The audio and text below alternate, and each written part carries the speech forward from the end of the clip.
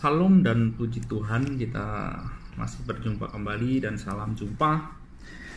Bagaimana di dalam ajaran Kristen memahami tentang hipostasis yang di dalam bahasa Indonesia diartikan pribadi. Ini sangkut pautnya dengan Tritunggal itu, yang bukan pahami dalam makna tiga pribadi. Makna hipostasis itu bukan seperti pribadi manusia kalau di dalam ajaran Tritunggal itu loh. Tapi substansi keberadaannya itu ada gitu loh. Ada, jadi di dalam diri Allah itu ada keberadaan itu, Allah yang kekal bersama firman-Nya. Kalau di dalam Tritunggal, ketiganya itu berhipostasis, itu arti daripada hipostasis dalam diri Allah. Allah yang ada firman dan ada rohnya itu, artinya dalam ketiganya itu bisa saling seperti memiliki gitu loh. Misalkan kalau Bapa memiliki kuasa, firman dan roh Allah juga memiliki kuasa. Seperti Bapa memiliki hidup yang kekal, firman dan roh Allah ini juga memiliki hidup yang kekal. Karena ketiganya itu satu hakikat, satu derajat, dan ketiganya bisa memiliki rasa yang sama. Itu kalau dipahami di makna aslinya, bukan seperti orang itu loh, tapi bisa merasakan satu sama lain itu loh. Bisa merasa, kalau Roh Kudus bisa merasa berduka seperti sakit hati itu, sakit hati pula. Ya seperti berduka atau apa, dia hipostasis itu rasa ini yang dimiliki oleh masing-masing antara Bapa, Firman dan Roh ini saling memiliki itu. Banyak orang Kristen menganggap hipostasis atau pribadi itu seperti orang gitu loh. Misalkan seperti Markus atau Matius atau Lukas, itu kan 3 orang yang dijadikan satu. Itu bukan seperti itu. Allah yang kekal bersama firman dan rohnya itu kan meskipun dia masing-masing berhipostasis atau berpribadi, tapi bukan seperti orang itu loh.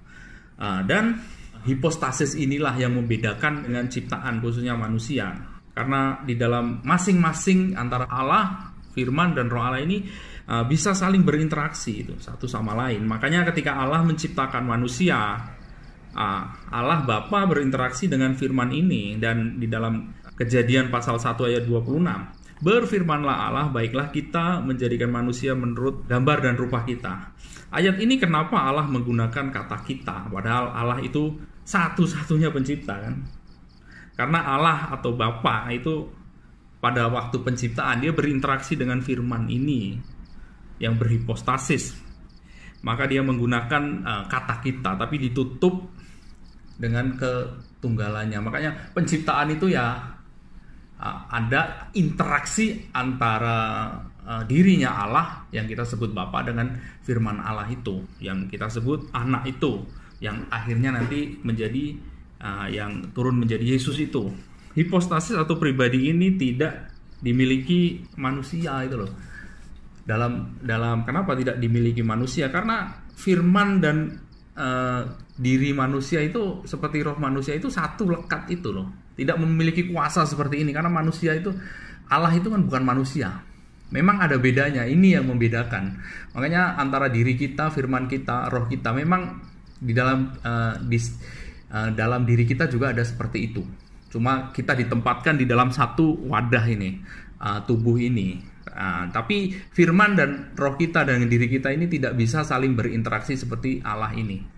Jadi kesimpulannya, hipostasis itu bukan pribadi seperti manusia, tapi kita sebut saling memiliki, saling bisa merasakan, saling bisa berinteraksi antara Allah, diri Allah, firman Allah dan roh Allah ini. Ini yang tidak dimiliki manusia. Manusia itu dilekat menjadi satu saja, karena manusia memang tidak memiliki kuasa seperti Allah ini.